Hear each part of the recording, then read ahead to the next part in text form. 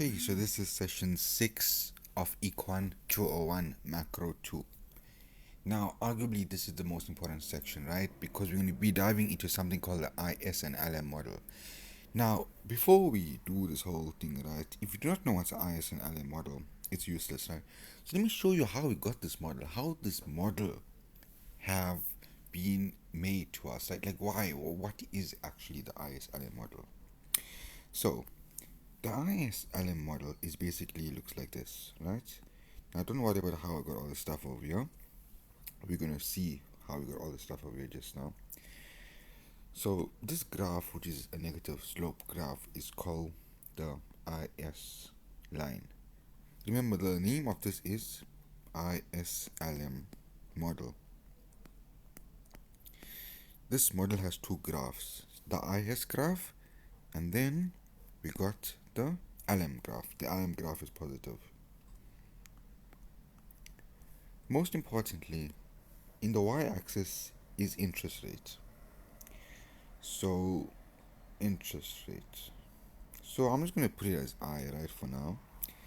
And over here on the x-axis, we have your output or income.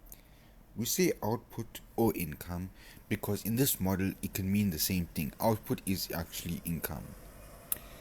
Now, once we got this, we can further say what these lines mean. IS, right? IS. This means the goods market. LM means the money market. Now this will make sense just now. Okay. Now I want you to look at this curve and this graph very, very simply, right? And I want you to just see we got interest over there and we got output. But I want you to get an idea why we're using this, right? So I want you, let me draw the goods market for you, right? The goods market, you probably remember this graph, 45-degree angle. You got your aggregate demand like this.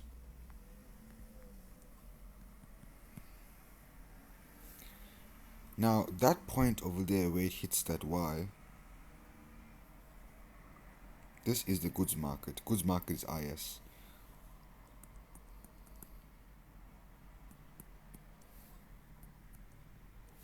So where the goods market intersect is going to be where these two intersect. So this is the goods market. Now we also have, now the goods market, aggregate demand is in the y-axis. And then over here, it's output. Yeah. And then in the money market, we have interest rate in the y-axis. And we have real balances. Don't need to know what these are for now, as we're going to be taught this in the later chapters.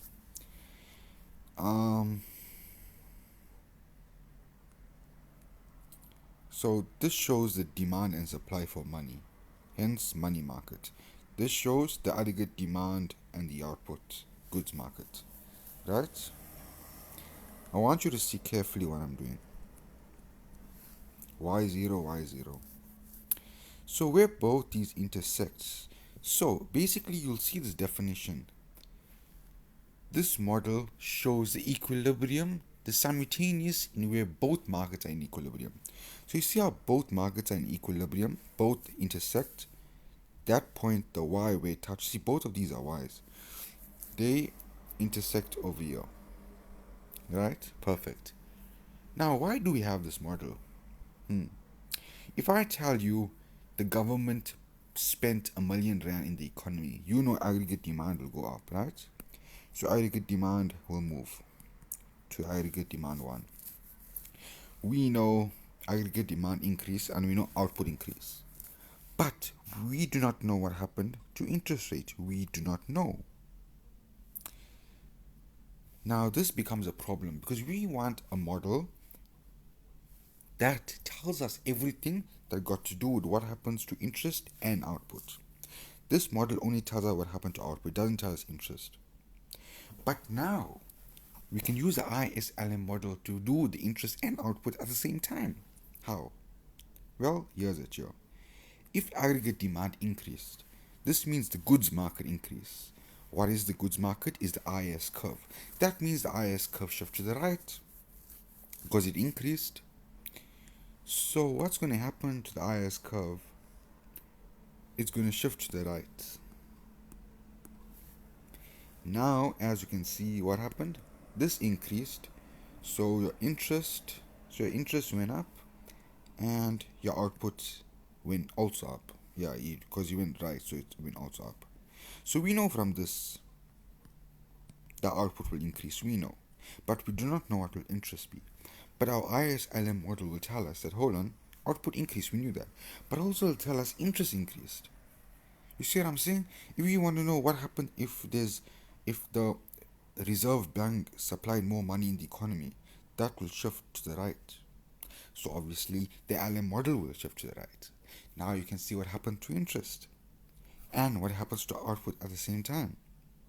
So you see how the ISLM model shows us what happens to interest and output no matter what happens in the economy.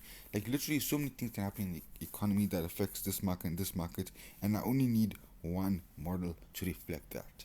That's the ISLM model.